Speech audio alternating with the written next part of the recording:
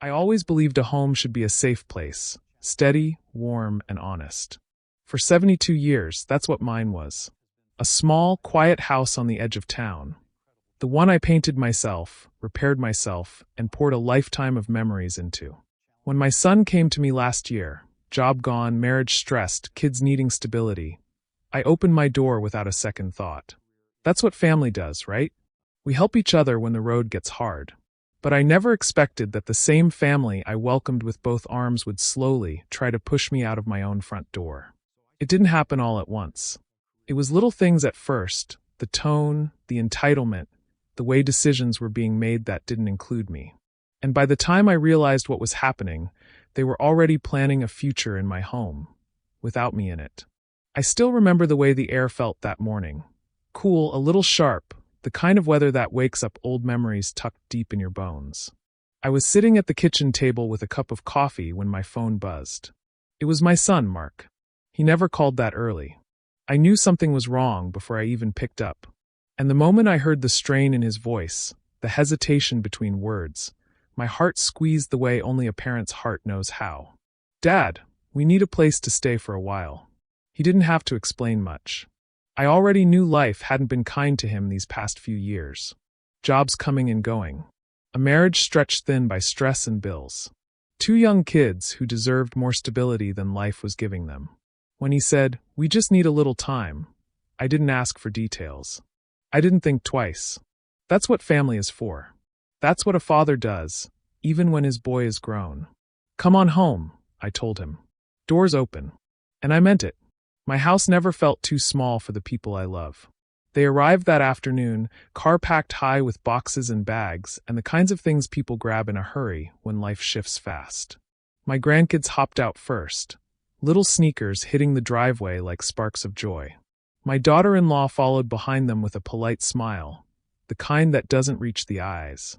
And then there was Mark, shoulders slumped, carrying more weight than any suitcase he pulled from that trunk. I opened my arms wide. My grandkids hugged me hard around the waist, chattering about how big my yard looked and how they remembered my old rocking chair. For a few moments, the house felt young again. Alive again. It had been years since that kind of laughter bounced off those walls. I drank in the sound like it was something warm. We unloaded their things, room by room, trying to make space where space was already tight. I could feel my age in every lift and stretch, but I ignored it. Helping them made me feel useful, needed. And truth be told, I'd missed having family close. Growing old can get quiet. Too quiet sometimes. That first evening was almost sweet. I made a simple dinner, meatloaf, mashed potatoes, the kind of meal my son used to love when he was little. He ate it the same way he did back then, fast, like he hadn't had a real meal in days. My grandkids chatted through mouthfuls of food. Even my daughter-in-law softened a bit, complimenting the house and the garden. For a little while, I let myself believe this was going to be good for all of us. But small things started to shift sooner than I expected. Maybe I noticed them because I've lived alone so long that every little detail of the house feels like part of my skin. Maybe it's just age teaching me to pay attention to whispers before they become alarms. The next morning, I walked into the living room and stopped cold. The furniture had been moved. Not much. Just the coffee table, the rug a little off-center, my favorite reading lamp pushed into a corner. But it startled me more than I expected. That house had stayed the same for years. I kept it the way I liked it because it felt like order, like comfort. I asked who moved things around. "Oh, I was just making more space," my daughter-in-law said lightly, not even looking up from her phone. The layout felt cramped. I didn't argue. I didn't want to start something over something so small. I just nodded and tried to blend myself into the new arrangement. But deep down, I felt something tug, like a loose edge being pulled from a sweater. Over the next few days, tiny changes kept happening. Cupboards rearranged. My kitchen towels folded differently. Little decorations I'd had for years quietly replaced with things she brought in. Nothing dramatic. Nothing big enough to make a scene over. But enough for me to notice. Enough to tell me this wasn't temporary to her. She was settling in, claiming space. Mark noticed my confusion once. He came into the kitchen and found me staring at the drawers after a long search for my favorite pan. "Dad, she's just trying to help," he said, rubbing the back of his neck. Everything's been chaos lately. Just give her some grace. Grace. I had plenty of that. Too much, maybe. Still, there was something in his tone, tired, worn, like he was caught between being a husband and being a son. And I tried to let it go. I tried reminding myself they were under stress, that moving into someone else's home wasn't easy on pride. I told myself the house could survive a few changes if it meant giving them a soft landing. But there was something else I couldn't quite ignore. The way Mark kept distancing himself. He was present, yes, but only physically. His mind was somewhere else. When I asked how he was holding up, he brushed it off. When I tried offering advice, gentle advice, the kind only a father who's lived through a lot can offer, he grew stiff, like he didn't want to hear it. Like he didn't want to be reminded he needed help. One evening, after the grandkids had gone to bed, I found him standing outside on the porch, staring into the dark yard. His shoulders were slumped in a way that made him look like the little boy who used to come to my room after a nightmare. "You all right?" I asked. He didn't look at me. Just sighed. "Just tired, Dad. Tired of failing." My heart ached hearing that. I wanted to tell him he wasn't failing. That life knocks everyone down. That needing a place to land didn't make him weak. I opened my mouth to say all that, but before I could, the screen door opened and his wife called to him sharply. "Mark, can you come inside? We need to talk." Her tone wasn't loving. It wasn't gentle. It was irritated, like she was correcting him. He closed his eyes for a second, then went back inside without another word to me. I stood on that porch alone, watching the small warm glow from the kitchen window. I didn't know what they were talking about, but I felt something cool settle in my chest. The kind of cool that warns of a coming chill. Days passed like that, small joys mixed with small stings. My grandkids remained the brightest part of everything. They'd sit with me during breakfast, telling silly stories about school or cartoons, or how funny it was that Grandpa still used the same old toaster from the 90s. Their laughter warmed the house better than any furnace. I tried to soak up those moments like sunshine. But with the adults, the distance kept growing. My daughter-in-law began speaking to me like I was a guest in my own home. Short answers, curt nods, a clipped politeness that made it clear she didn't see me as part of the same team. And Mark, he kept retreating, physically present but emotionally away, as though he was always bracing for something. The moment I knew things were shifting wasn't dramatic. It wasn't loud. It came quietly, the way most truths do. I walked into my dining room one morning and found my daughter-in-law measuring the wall with a tape measure. She didn't look surprised to see me, didn't even pause. "Thinking this would be a better place for the kids' study area," she said casually. "Maybe move your old cabinet out to the shed." My cabinet. The one my wife and I bought together before she passed. The one that held decades of cards, photographs, and keepsakes. She said it like she was suggesting moving a broken chair. I swallowed hard. "That cabinet stays," I told her, trying to keep my voice calm. She shrugged, but her eyes flickered, annoyance, not understanding. "Well, we'll figure something out," she said, and walked away. Something inside me tightened, quietly and deeply, like a knot forming. It wasn't about the cabinet. It was about what it meant, what it revealed. My home was starting to feel less like mine. But I told myself not to overreact. They were stressed. They were adjusting. They needed space, and I was determined to give it. I wanted them to feel welcomed, supported, loved. I wanted to believe my kindness would be enough to smooth out these rough edges. So I kept quiet. I kept patient. I kept giving. But looking back now, I see the truth I couldn't see then. Some people take kindness as invitation, not blessing. Some see generosity not as love, but as opportunity. I didn't know it yet, but this was only the beginning. The small shifts, the tiny rearrangements, the quiet tensions, they were laying the groundwork for something I never imagined my own family capable of. Something much bigger than misplaced furniture or moved around drawers. They were settling into my house, and slowly pushing me toward the edges of it. And before long, I would learn just how far they were willing to go. I didn't notice the shift all at once. It crept in slowly, the way a draft sneaks through old windows. Soft enough that you ignore it at first, but steady enough that one day you realize the whole room feels cold. At first, I thought I was just being sensitive. After all, I'd been living alone for years. Maybe I wasn't used to the noise, the rush, the way a family spills into every corner of a house. I kept telling myself I needed patience. That's what I whispered to myself each morning as I made breakfast before the sun came up. Omelets, toast, cereal, the little things I figured would help them start their day with less stress. The first morning I cooked, everyone seemed grateful. My grandkids hugged me, and my son smiled with tired appreciation. But by the end of that first week, things shifted. I noticed it when I walked into the kitchen one morning and found my daughter-in-law sitting at the table, scrolling on her phone while my grandkids waited for breakfast. "Morning," I said, trying to sound cheerful. She didn't look up. "We're hungry. Are you making anything?" The way she said it, flat, expectant, stung more than I wanted to admit. I wasn't her cook. I wasn't staff. But I told myself she was stressed. I told myself it was just a tone, not a message. So, I made the breakfast. And then I made it again the next day. And the next. Before long, it wasn't a nice gesture anymore.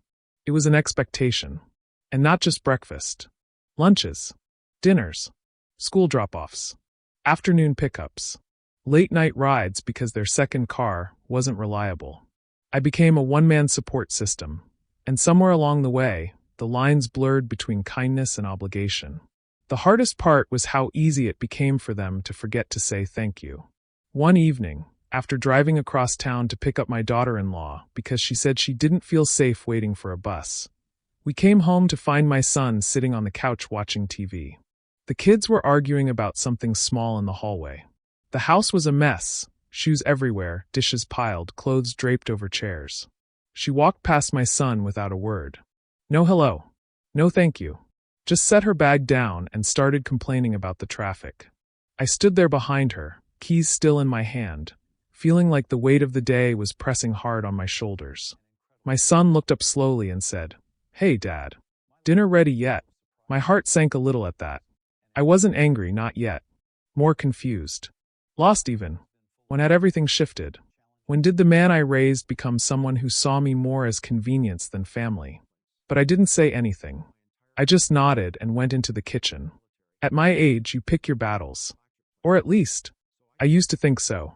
The subtle disrespect grew like weeds, small at first, then taking over ground before you realize it.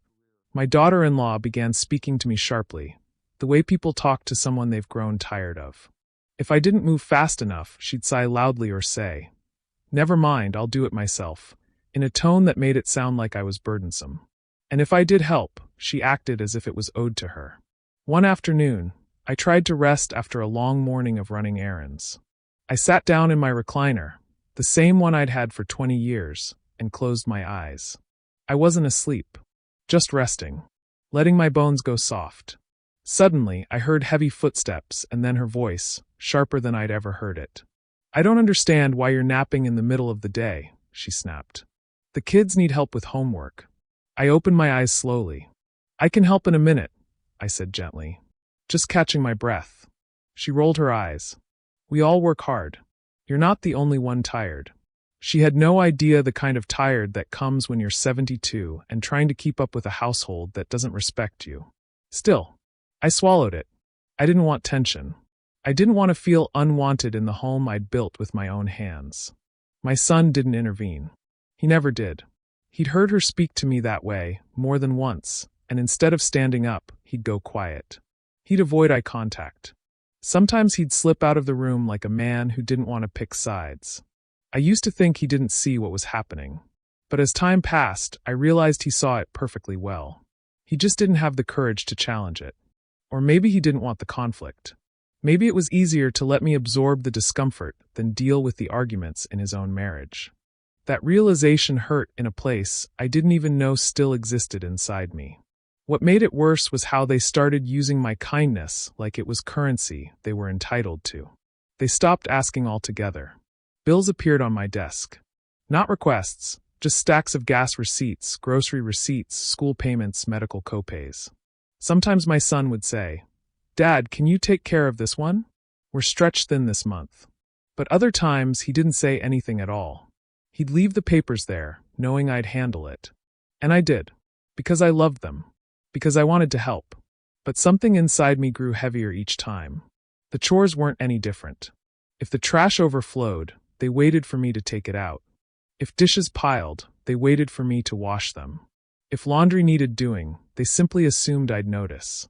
One night, after I spent the whole day cooking, cleaning, driving, grocery shopping, picking up the kids, and fixing a broken drawer in their room, I finally sat down at the kitchen table with a sandwich for myself. It was nearly 9 p.m. I was tired, deep tired.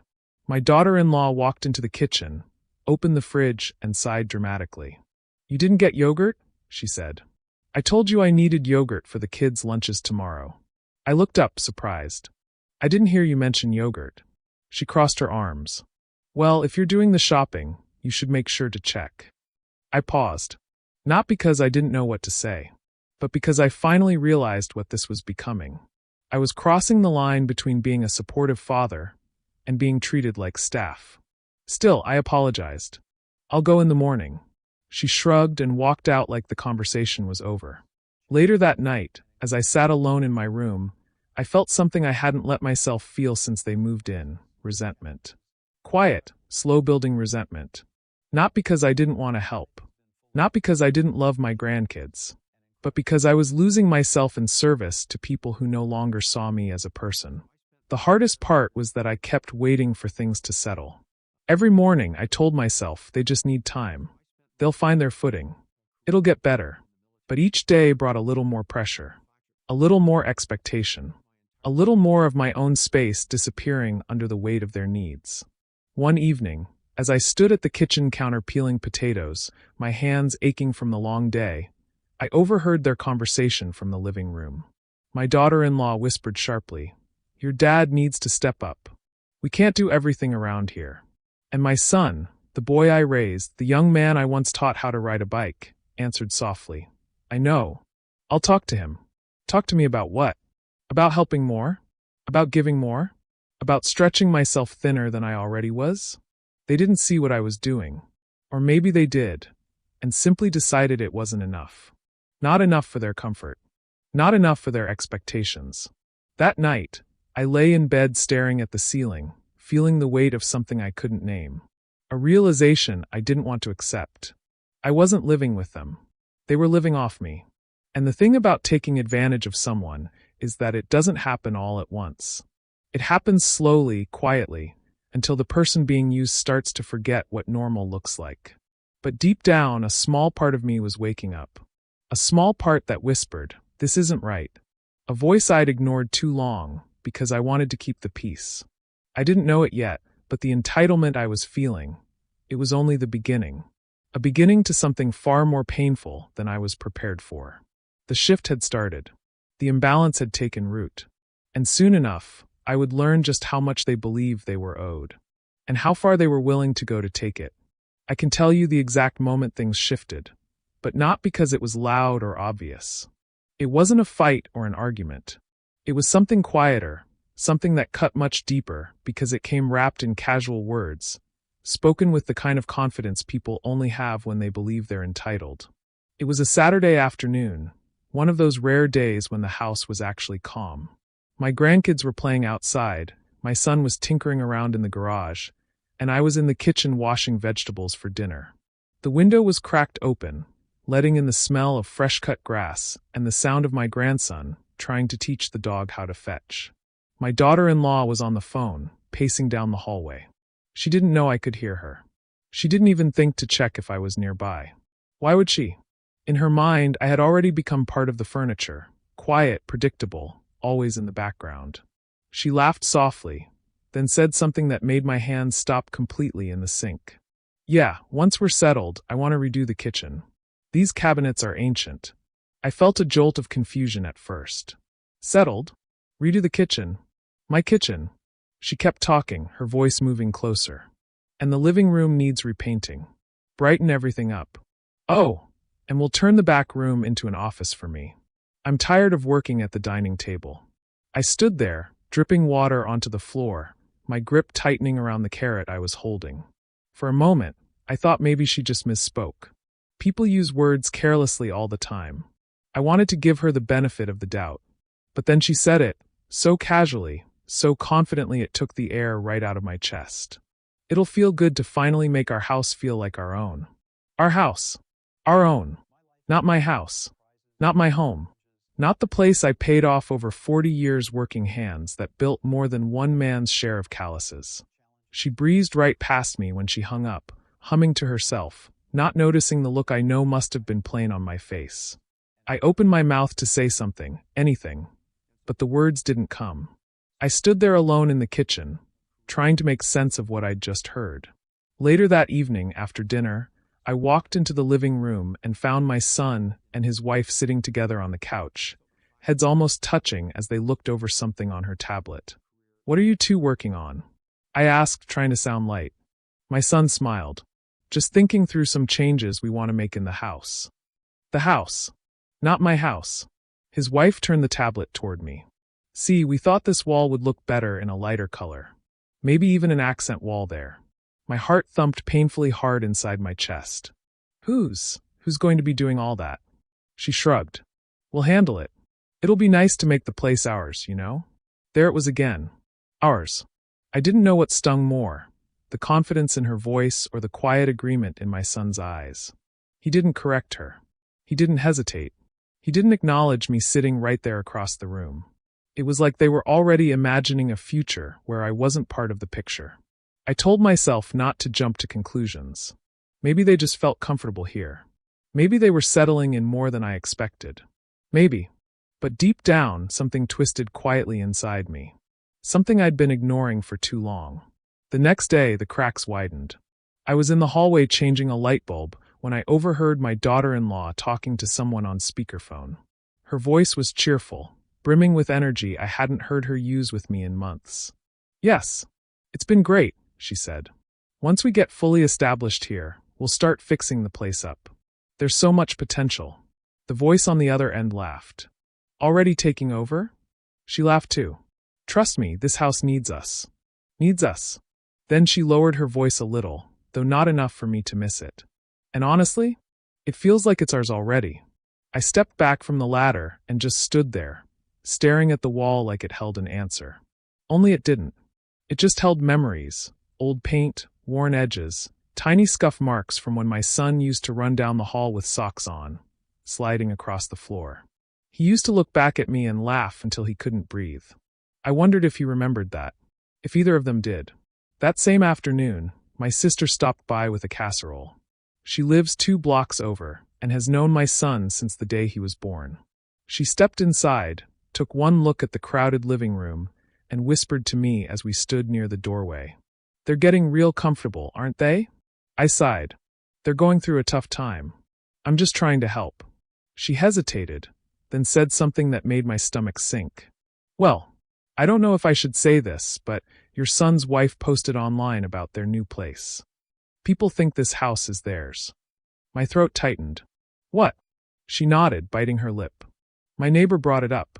Said she thought you were moving in with them soon." The world seemed to tilt right beneath me.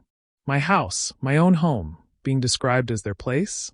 I felt heat creeping up my neck, a slow burn of humiliation and shock. I didn't want my sister to see how deeply it unsettled me, so I cleared my throat, trying to sound steady. "Maybe it's a misunderstanding." She gave me a look, soft but honest. "Be careful, okay? People are talking." After she left, I sat alone in my recliner, staring at the walls I'd painted myself, the shelves I hung, the photographs of a life that was starting to feel more like a museum to everyone but me. I kept hearing her laughter, my daughter-in-law's, echoing in my head. "It's basically ours now." How long had they been saying that? How many people had they told? How many plans had they made without including me? Later that night, I stepped outside to clear my mind. The air was cool, the sky painted with streaks of late evening purple. I walked around to the back porch, the place where I'd spent so many warm summer nights drinking iced tea and listening to the crickets. I heard voices through the slightly opened kitchen window. "Once we get everything settled," my daughter-in-law said, "we'll change the locks. I want the whole place secure." My son answered, "Yeah. Dad will understand. I think." Understand what? I felt something inside me snap. Not loudly, not angrily, but with a quiet finality, like a rope worn thin through years of strain finally giving way. That house was the only thing I had left that truly felt like mine. The only thing I'd built right. The only place where memories weren't stained by loneliness or loss. And now it was being claimed piece by piece, not by strangers but by my own family. My family, who smiled at me in daylight and made plans in the dark. My family, who rearranged my furniture like they already owned the deed. My family, who whispered about taking over and acted like I owed them the world. That night, I barely slept. My mind kept replaying their words, their plans, their tone. So casual, so confident. Like the decision had already been made. The next morning, I woke up before dawn and sat quietly at the kitchen table with a cup of coffee. The sun hadn't risen yet. The house was still. For the first time in weeks, it felt like mine again. But only for a moment. As soon as they woke up, the noise returned. The tension. The entitlement. The small comments that cut sharper because they were disguised as jokes. "Once we repaint everything, it'll feel like home," she said, brushing past me. My son nodded. "Yeah, our place is really coming along. Our place." That was the moment I stopped pretending. Stopped ignoring. Stopped excusing. Stopped shrinking myself into silence for the sake of peace. I didn't say anything out loud, not yet. But internally a switch flipped. I started paying attention. Every word. Every plan. Every whisper behind closed doors. I realized I needed to wake up before they took something from me that I could never get back. Not just my house, but my dignity, my freedom, my place in the world. What I didn't know then was just how far they were willing to go, how bold, how entitled, how ruthless the next part of this story would become. But I was beginning to see the truth, piece by painful piece. And that truth would lead me straight into the storm that was coming. I'll never forget the look of the dining room that afternoon. It's strange how certain moments freeze in your memory. Not the big loud ones, but the quiet ones that hit like a punch you never saw coming. I had just come back from the grocery store. A small trip, nothing special. Milk, bread, a few things for dinner. My knees were aching a bit from the weather shifting, so I was moving slower than usual.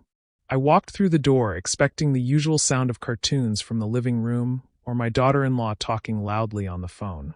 But the house was silent. Not peaceful silent, empty silent. Like the kind of silence when something isn't right. I walked into the dining room, and that's when I saw it. My table, my old oak table that I bought the year my son started kindergarten, was completely covered. Papers, folders, envelopes, pens, a manila file half opened, all spread out like someone had been working through them for hours. And right in the center, placed perfectly straight and facing the chair where I always sit, was a typed document. I didn't touch anything at first. I just stood there, trying to make sense of what I was seeing. My breath got stuck somewhere between my chest and my throat. The whole scene felt wrong, like someone had stepped into a part of me they had no business entering. When I finally gathered myself enough to move closer, I started reading. The first page was some kind of loan application. My address at the top, but their names typed where the owner's names should be. I flipped it over with trembling fingers.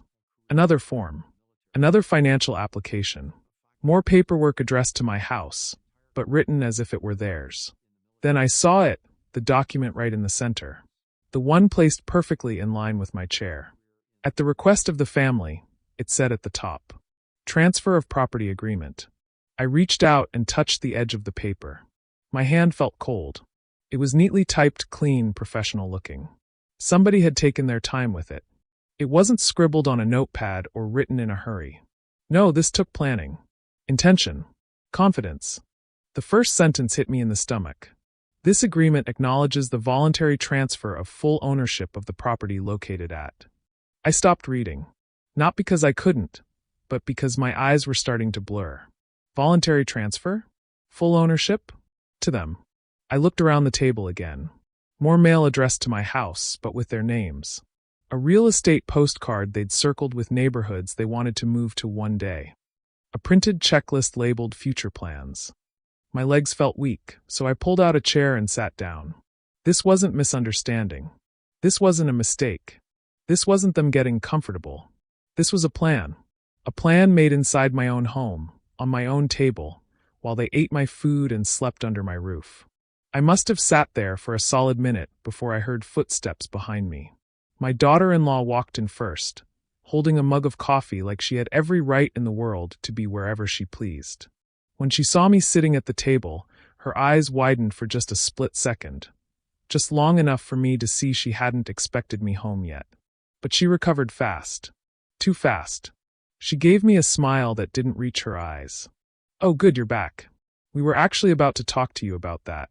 She said that like we were discussing curtains or grocery lists. Not the idea of me giving away the home I'd built with my own hands. I looked at her, my voice quiet. "What is all this?" She walked closer, casual, too comfortable. "It's just paperwork. Practical things. We figured it was time to organize the house properly." I stared at her. "Organize it how?" She gestured to the typed form. "Well, for starters, putting the home under our name. It's just simpler for everyone. Simpler." I think that word hurt more than anything else. My son walked in next, eyes darting between me and the table like he'd rather be anywhere else. He didn't meet my gaze. Not once. My daughter-in-law kept talking like she was giving a presentation. "Look, you're getting older. And we're already living here. It just makes sense for us to take over responsibilities." Take over. Responsibilities. Ownership. I felt something sharp wedge itself deep inside my chest. My voice barely came out. "You want me to sign my house over to you?" She exhaled in that impatient way she always did when she talked to me now. "It's not about taking anything from you. It's about the family moving forward. This place should belong to the next generation." The next generation. My son kept staring at the floor. His hands were shoved deep in his pockets. He looked like a boy caught doing something wrong, but too scared to stop.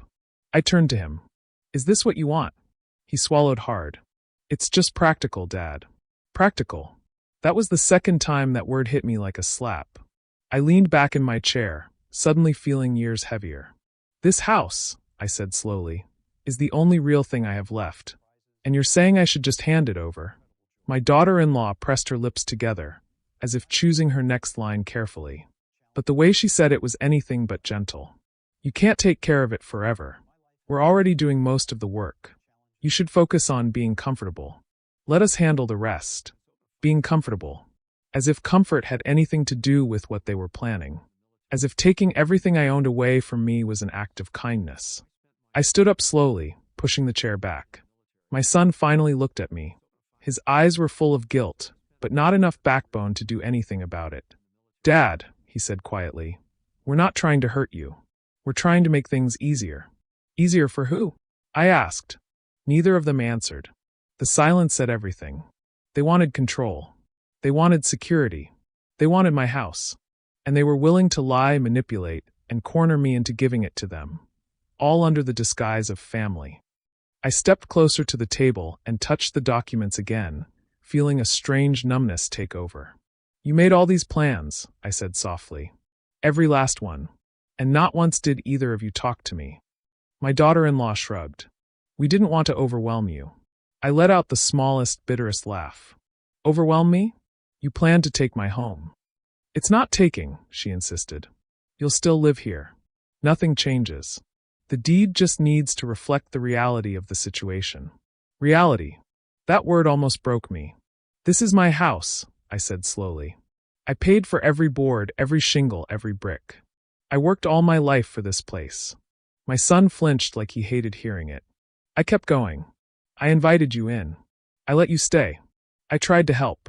And now you're telling people this is your home and trying to change the deed behind my back." My daughter-in-law crossed her arms, her mask slipping. "Well, you're making it sound worse than it is." I shook my head. "No, I'm saying exactly what it is." For the first time, she looked uncomfortable. "Good." I picked up the stack of papers and held them in my hands. They felt heavy, like betrayal always does. "Where did you get these forms?" I asked. She hesitated.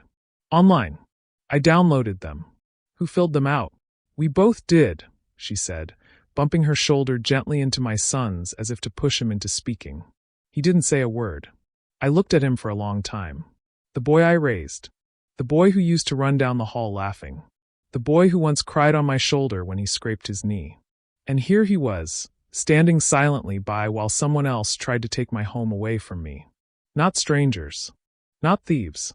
My own family. I set the papers down on the table, slowly, deliberately. My voice came out steady, even though my insides were shaking. I won't sign anything. My daughter-in-law blinked, clearly not expecting that level of firmness. Why not? Because this house is mine, I said. And because you've forgotten what being family even means. Her expression tightened. My son opened his mouth, but nothing came out. He closed it again. I walked toward the doorway and turned back to look at them one last time. You both need to understand something, I said quietly. I'm not as fragile as you think. I left them standing there, surrounded by their plans, their papers, their expectations. My heart was pounding, my hands shaking, but something inside me felt awake. I realized then that this situation wasn't going to calm down. It wasn't going to resolve itself. It wasn't going to stay practical or simple. No, this was a takeover. And it was time I stopped pretending otherwise. The next part of my story, and the part that came after this moment, was the beginning of a fight I never asked for, but one I knew I had to face. Not loudly, not violently, but quietly, steadily, with the kind of resolve that only comes from having everything to lose. And part 5, that's when I finally learned what I was truly up against. After that day with the papers on the dining table, something inside me shifted. Not in an explosive way, not in anger or shouting, but in a deeper place. A place where quiet people like me keep the kind of strength others forget we have. It wasn't rage that settled in my chest. It was clarity. For the first time since they moved in, I saw things without excuses, without the hopeful fog of wanting my family close, without the blind belief that love would guide them back to decency. No, I saw them exactly as they were becoming. And once you see something honestly, it's hard to unsee it. The next morning, I woke up with a knot in my stomach. I sat at the edge of my bed for a moment, staring at the sunlight coming through the blinds. The house felt different, heavy almost. Like the walls themselves knew what was happening. I got dressed slowly, grabbed my keys, and stepped outside. I didn't tell anyone where I was going. I didn't need to. I drove straight to a small law office in town, a place I'd passed 100 times on my way to the hardware store, but never thought I'd have a reason to enter. The woman at the front desk was kind, with soft eyes that reminded me of my late wife. She didn't ask too many questions. She just brought me into a small room and told me someone would be in soon. The attorney who walked in looked young enough to be my grandson, but he shook my hand firmly and listened carefully as I talked. I told him everything, how I'd invited my son's family in, how things had shifted, how they were treating the house as theirs, and finally, the papers I found on my dining table. He didn't interrupt me once. When I finished, he leaned back in his chair and spoke in a calm, steady voice that felt like a lifeline. Sir, your home is completely protected. Your name is the sole name on the deed. No one can force you out. No one can take it. They can try to pressure you, manipulate you, but legally you're secure. I didn't realize I'd been holding my breath until it rushed out of me in a shaky exhale. He kept going. In fact, if they're opening mail in your name or applying for loans using your address without your permission, that's a serious problem for them, not you. I sat there quietly, letting the relief settle over me. It didn't erase the betrayal. It didn't magically fix the hurt. But it gave me back something I hadn't realized I'd lost. Control. Agency. A place to stand. Before I left, the attorney told me one more thing.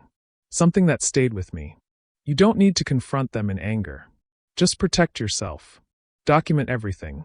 Set boundaries. You have every right to feel safe in your own home. On the drive back, I thought about that word, boundaries. Funny thing, I'd never had to set them with my own son before. But people change. Or maybe they just reveal what's been in them all along. When I walked back into the house, the energy was tense. My daughter-in-law glanced up from her phone with that tight-lipped smile she used whenever she was pretending things were normal. My son didn't come out of the kitchen at all. Maybe they sensed something. But I didn't say a word. Not yet. Instead, I started small. Quiet changes. Quiet lines in the sand. The kind that don't need to be announced, they're simply acted on. The first thing I did was lock the drawer where I kept all my documents. I hadn't locked anything in this house in decades, but it felt necessary. I placed the key in a spot only I knew. Next, I went through my bank accounts online and changed every password. Then I checked my credit report, something I'd never done before, and made sure nothing suspicious was in motion. I started writing things down. Dates, times, odd comments, emotional shifts, anything that felt off. Not because I'm a man who enjoys keeping records, but because the attorney was right. It was protection. I moved slowly and quietly, but intentionally. My daughter-in-law noticed first. "Why is your paperwork locked up?" she asked one afternoon, her voice tight with annoyance disguised as concern. I shrugged. "Just organizing things. I realized I needed better systems." She forced a smile. "Well, that seems unnecessary." I smiled back. "Necessary or not, it's done." She didn't like that answer. I could see it in the way her mouth flattened. A few days later, my son pulled me aside. "Dad," he began, scratching at his arm like he always did when he was nervous. "Mom is worried. She says you've been acting different." "Mom." She had him calling her mom when talking to me. That stung more than I expected. I looked at him calmly. "Different how?" "Just distant. Closed off. Harder to talk to." I almost laughed at the irony of that. But instead, I spoke quietly. "I'm just taking care of myself. That's all." He looked like he wanted to argue, but couldn't quite form the words. So he nodded slowly and walked away. Things continued changing. I stopped paying their gas bill. Stopped giving them rides unless it was truly necessary. Stopped letting them use my credit card, just this once. Every time I said no, their faces tightened a little more. My daughter-in-law was the first to break the polite mask. She slammed cabinet doors, rolled her eyes, started talking loudly on the phone about old people and changing situations. One night, she said it loud enough for me to hear clearly. "He needs to quit pretending he's in charge." That one cut deep. Deep enough that I had to sit in the dark living room for a while just to steady myself. But the boundary line stayed. And I held it. The day everything finally snapped wasn't loud. It was sharp. I came home from a doctor's appointment and found my daughter-in-law standing in the hallway, arms crossed, eyes blazing. "You canceled the cell plan. Why would you do that?" "We needed those extra lines." I answered in the gentlest voice I could manage. "Because I don't need 3 extra phones. And I'm not paying for something that isn't mine." Her jaw clenched. "We live here." "Yes," I said. "And living here doesn't mean taking advantage." She let out this bitter laugh that scraped across the walls. "Taking advantage? Do you hear yourself? This house should have been ours years ago." And that was it. The truth. Plain, sharp, intentional. My son came out of the bedroom then. He didn't try to calm her. Didn't try to stop her. Didn't try to fix anything. He just sighed, exhausted, as if I were the burden. Something in my chest cracked. But it didn't break me. No, it freed me. I spoke slowly, evenly. "I think it's time we talked honestly." My daughter-in-law scoffed. "Oh, finally." "No," I said, "not like this. Get your children. Bring them into the living room. We're having a family conversation." She froze, caught off guard. 10 minutes later, they were all sitting there, my son, my daughter-in-law, the grandkids half distracted with their tablets. I stood in front of them, feeling the weight of every year I'd lived in that house. The memories, the quiet mornings, the laughter, the love that once filled it. And then I began. This house is mine. It always has been. It's the one thing I worked my whole life to protect. When I invited you here, it was out of love. Not obligation. Not weakness. And certainly not to hand my life over. My daughter-in-law opened her mouth, but I held up a hand. "I'm speaking." She shut it again. I turned to my son. His eyes were fixed on the floor. The boy who once grabbed my hand when crossing streets now couldn't look at me. "I love you," I told him. "But what's been happening in this house is not love. It's control. And entitlement. And it ends today." The room was silent except for the soft hum of the refrigerator. "I'm asking you to find another place to live." My daughter-in-law jumped up.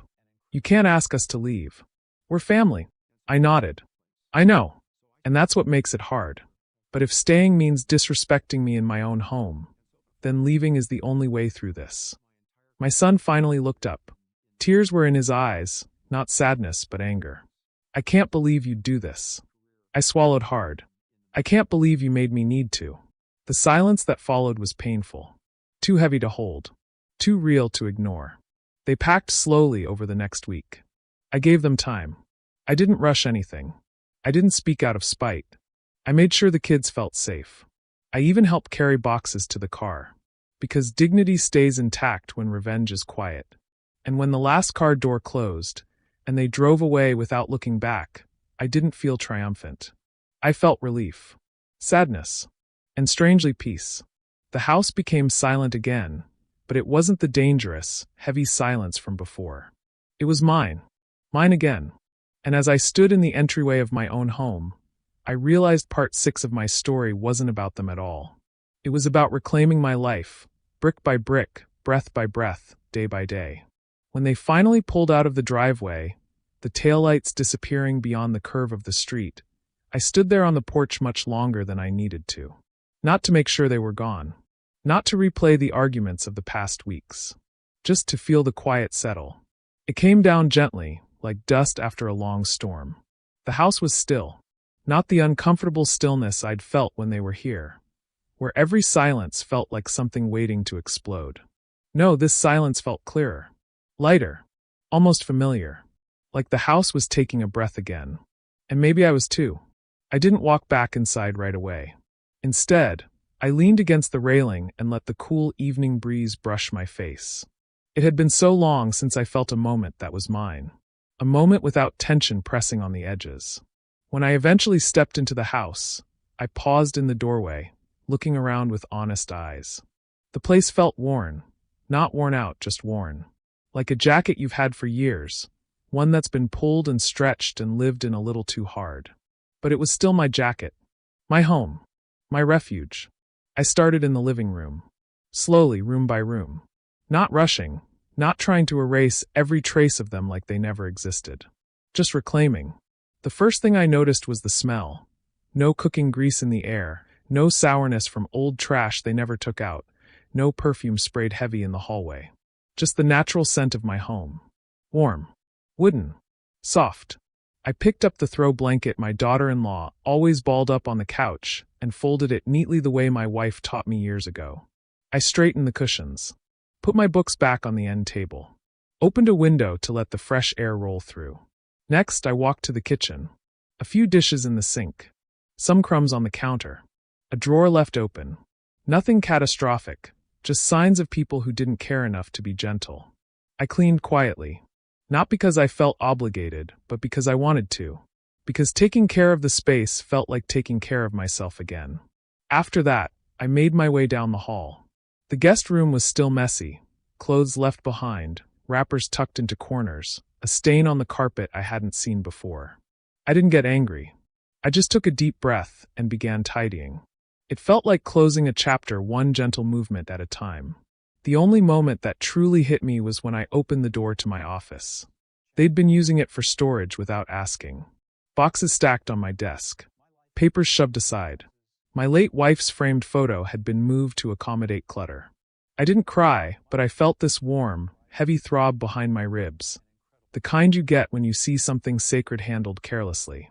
I set everything back where it belonged. Box by box. Paper by paper. Then I picked up her photo. I brushed the dust from the frame with my thumb. Her smile, kind, soft, patient, looked back at me like she knew exactly what I'd been through. "Got them out," I whispered. And I swear, for a moment, it felt like she nodded. It took nearly a week to get the house truly back in order.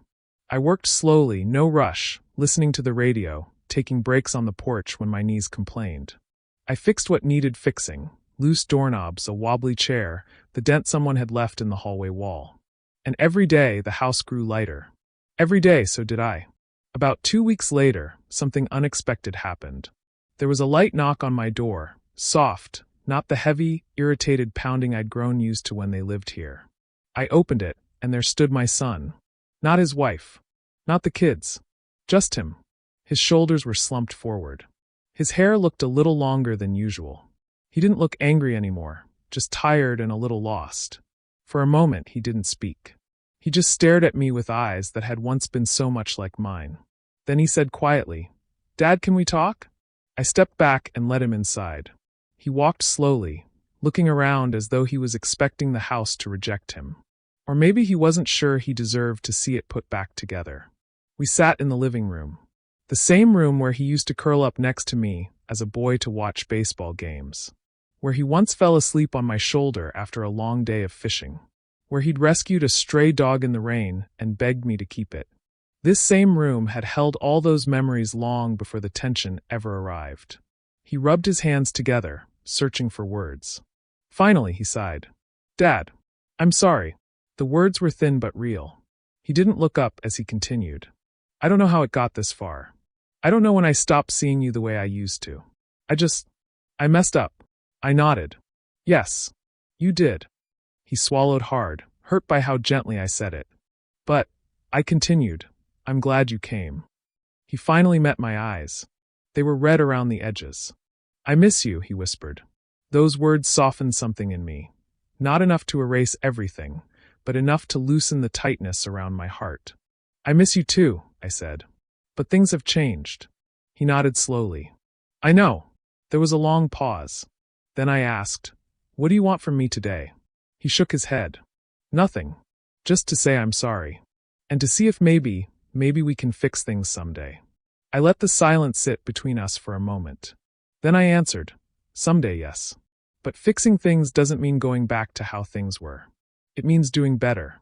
It means respecting each other. And it means boundaries." He let out a breath that sounded like a mixture of relief and grief. "Okay," he said quietly. "I can do that." We talked a little longer. Not about the house. Not about blame. Just about life. Work. His kids. The weather. It wasn't perfect, but it was honest. And that was enough. When he finally stood to leave, he paused at the door. "Dad, thank you for not giving up on me." I smiled softly. "Thank you for finding your way back." After he left, I felt a peace settle over me. Deeper than before, richer somehow. Because forgiveness didn't mean forgetting. And boundaries didn't mean bitterness. It just meant choosing the kind of life I wanted to live. Over the next few weeks, I repaired little things around the house like a man gently tending to an old wound. I polished the wooden banister, repainted a door frame, fixed the porch step that had been loose for ages. Then I started working in the yard. The garden beds were overgrown, weeds curling up between the bricks. I pulled them out one by one, letting the earth show itself again. After a trip to the nursery, I came home with a few small plants, nothing extravagant. Just enough to bring color back into the yard. I planted them slowly, pressing the soil gently around their roots. As I worked, the sun warmed my back, and I felt something inside me rooting too. Something steady, simple, and alive. One morning, just before sunrise, I brewed myself a cup of coffee and stepped onto the porch. The sky was still pale and soft, the world quiet except for a few birds waking up. I sat there in my old rocking chair, the wood creaking a little under my weight, and breathed in the cool morning air. For the first time in a long time, I felt a deep, unshakable peace. Not because everything was perfect, not because the hurt was gone, but because I had my life back. My house, my routine, my mornings, my dignity, my peace. I protected what mattered. And in the end, that was the quietest, strongest revenge I could ever choose. If this story resonated with you, leave a like and consider subscribing. You can also drop any comment below, even just one word. Maybe tell me where you're watching from or what time it is right now. Sometimes one word is enough to say you were here.